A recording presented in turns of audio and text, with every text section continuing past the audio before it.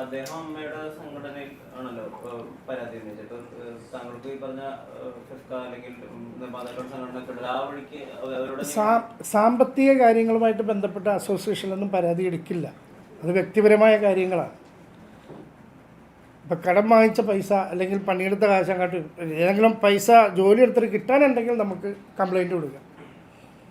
ഫെഫ്കയിൽ എവിടെയെങ്കിലും കംപ്ലയിൻറ്റ് കൊടുക്കും. പക്ഷേ ആർട്ടിസ്റ്റ് മാനേജർ എന്നൊരു തസ്തിക ഫെഫ്കയിൽ ഇല്ലാത്തതുകൊണ്ട് ഞാൻ ആ കംപ്ലയിൻറ്റ് കൊടുക്കുന്നതിൽ അർത്ഥമില്ല.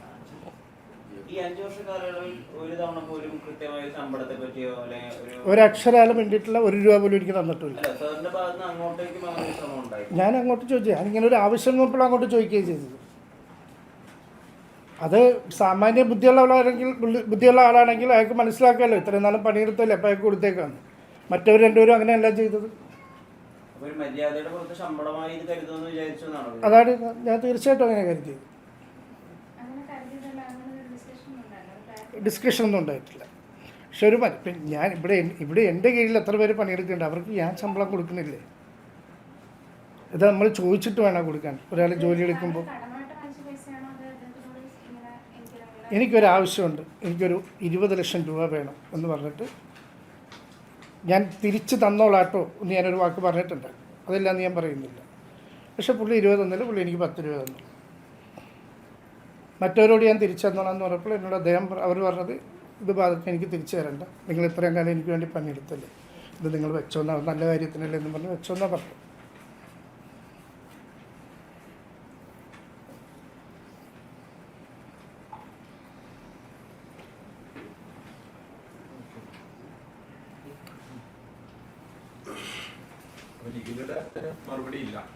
നിഖില എന്നെ പറ്റി പറഞ്ഞിട്ടില്ല. അതിപ്പോൾ ഇപ്പോൾ ഏത് കമൻറ്റ് എന്ത് വന്നാലും ആര് വന്നാലും ഓരോ കമൻറ്റ് അതിൻ്റെ ഇടയിൽ വരുന്നത് എൻ്റെ പേരുണ്ടാവും. സിനിമ ബന്ധപ്പെട്ട് എന്ത് വന്നാലും അതിൻ്റെ ഇടയിൽ എൻ്റെ പേരേതായാലും ഉറപ്പായിട്ടുണ്ടാവും. ചെയ്തിട്ടുണ്ട്. ഞാൻ വർക്ക് ചെയ്ത് നിഖിലയും ഞാനും ആ സിനിമയിൽ വർക്ക് ചെയ്ത ആൾക്കാരാണ്. പ്രൊഡ്യൂസർ അല്ലല്ലോ ഞാൻ സിനിമ. പ്രൊഡ്യൂസർ കൊടുക്കാനുണ്ടെന്നാണ് പറഞ്ഞേക്കണവർ അല്ലേ?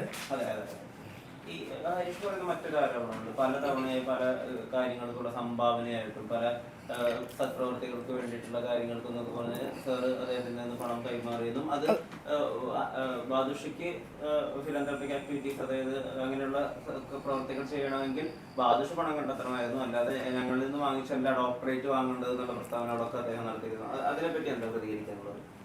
ഇവിടെ എല്ലാവർക്കും അറിയാവുന്ന കാര്യമാണ്. കഴിഞ്ഞ കൊറോണ ലോക്ക്ഡൗൺ സമയത്ത് എറണാകുളം ജില്ലയിൽ പട്ടിണി കിടക്കുന്ന എല്ലാവർക്കും 2 നേരം ആഹാരം എത്തിച്ചു കൊടുക്കുന്ന ഒരു കിച്ചൺ പരിപാടി ഞങ്ങളെല്ലാവരും കൂടി തുടങ്ങിയായിരുന്നു. അത് എല്ലാവരുടെയും സഹായം അതിനകത്തുണ്ടായിട്ടുണ്ട്. ഇതിപ്പോൾ പൈസ കൊടുക്കാൻ നമുക്ക് പറ്റും, ഈ പണി ചെയ്യണ്ടേ ഒരാൾ നടന്നിട്ട്. അങ്ങനെ ഒരുപാട് പേര് സിനിമാ മേഖലയിലുള്ള ഒരുപാട് പേര് സഹായിച്ചിട്ടുണ്ട്. പക്ഷേ ഹരീഷ് കണാരൻ തന്ന ഈ പൈസ ഞാൻ തിരിച്ചു കൊടുക്കും. കാര്യം നമ്മളന്ന് ആഹാരം മേടിച്ച് കൊടുത്തതല്ലേ, ഇവരുടെ പൈസ കൊടുത്ത ആഹാരം മേടിച്ചെന്ന് ഇനിയിപ്പോൾ അവർക്ക് പിടിക്കില്ല. അയാൾ പച്ചയായിട്ട് വിളിച്ചു പറഞ്ഞുകൊണ്ട് അയാളുടെ കാശ് മേടിച്ച് വിദ്യാഭ്യാസത്തിന് കൊടുത്ത പിള്ളേർക്ക് ഇനി അതുകൊണ്ട് അത് ഞങ്ങൾക്ക് ഗുണമുണ്ടാകാൻ പോകുന്നില്ല. അതുകൊണ്ട് മരുന്ന് മേടിച്ച് കൊടുത്തവർക്ക് ബലം ഉണ്ടാകാൻ പോകുന്നില്ല. അതുകൊണ്ട് അതിനു വേണ്ടി ഞാൻ മേടിച്ചപ്പോൾ നമ്മുടെ കൃത്യമായ കണക്കുകളുണ്ട്. ആരൊക്കെ തന്നു, എങ്ങനെയൊക്കെ ചിലവാക്കി എന്നുള്ള കൃത്യമായ കണക്കുണ്ട്. ഞാനൊക്കെ ലക്ഷങ്ങൾ മുടക്കിയിട്ടുണ്ട് അന്നത്തെ ആവശ്യങ്ങൾക്ക് വേണ്ടി. അതൊക്കെ നമ്മുടെ പൈസ ഉണ്ടെങ്കിൽ നമ്മൾ ലക്ഷങ്ങൾ മുടക്കിയിട്ടുണ്ടെന്ന് ആ ഒരു ആവശ്യത്തിന് വേണ്ടി. അതിവിടെയുള്ള ജനങ്ങൾ മുഴുവൻ കണ്ട കാര്യമാണ്. ഏകദേശം 10 ലക്ഷത്തോളം ആൾക്കാർ ആ സമയത്ത് ആഹാരം കഴിച്ചതാണ്.